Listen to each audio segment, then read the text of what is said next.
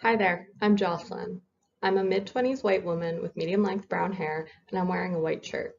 I would like to begin by thanking my co-authors and the Nova Scotia Department of Communities, Culture, Tourism, and Heritage for their generosity funding our project titled Accommodations and Accessibility within Nova Scotian Small Businesses. As I begin, I want to acknowledge that I am a settler benefiting from Mi'kma'ki, the ancestral and unceded land of the Mi'kmaq and Wolastoqiyik people. I am thankful for the elders, ancestors, and the next generation for sharing their land and acting as traditional custodians of it. In Canada, 98% of businesses employ between 1 and 99 people, classifying them as small.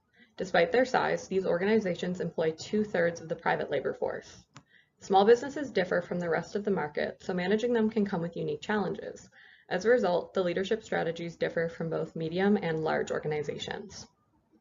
Due to limited resources, small business owners tend to be wary of risks. Unfortunately, many misconceptions exist surrounding the employment of people with disabilities and accommodations at work, despite research dismissing them.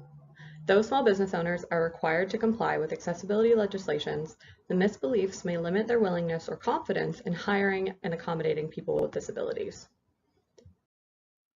The goal of our project is to understand management and accommodation techniques adopted by small business managers who have successfully accommodated people with functional limitations or disabilities.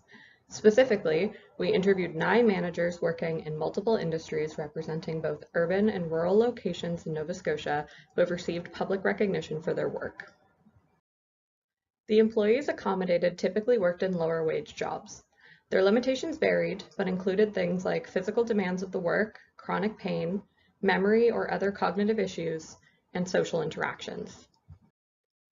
When discussing employee factors, the managers primarily mentioned positives. There were some things, however, such as the pace and the environment, that did not work for employees. For one manager in the food service industry, this was accommodated by changing the job tasks in the employee's schedule to better suit their skills.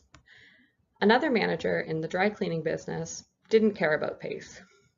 This manager said, "The employee do the task. Slower, faster is not relevant. The reality is that you've done the task." Another common topic was training. Our discussions imply that managers found no meaningful difference between training people with or without disabilities. Multiple managers did stress, however, that good training sets a foundation for all employees. As this manager in the service industry stated, "No matter who you hire, a new person or not, experienced or not, you have to go through a training process." The question for me would be, what's your time worth? And if you have somebody there that you know will do everything in their power to get to work on time and do a great job every day, why wouldn't you want to accommodate? The narrative around closeness and being a family is common in the small business literature. A restaurant manager said, "Everyone here is family and they're just good people."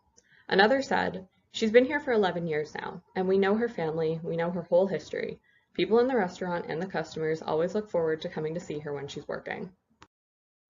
On top of accommodating people with disabilities, the managers showed a willingness to accommodate all employees.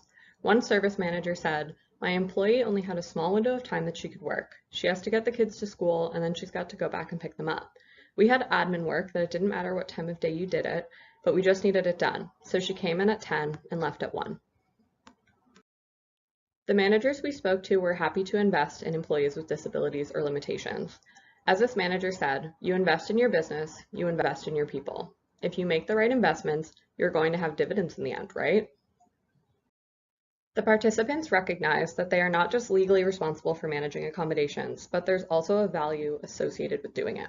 A farming manager stated, "I think the key there would be to really analyze the concept of undue hardship and also to analyze the cost-benefit relationship. I see tremendous benefits from the accommodations that we've had for our employees and the business culture and attitude of all of our other employees."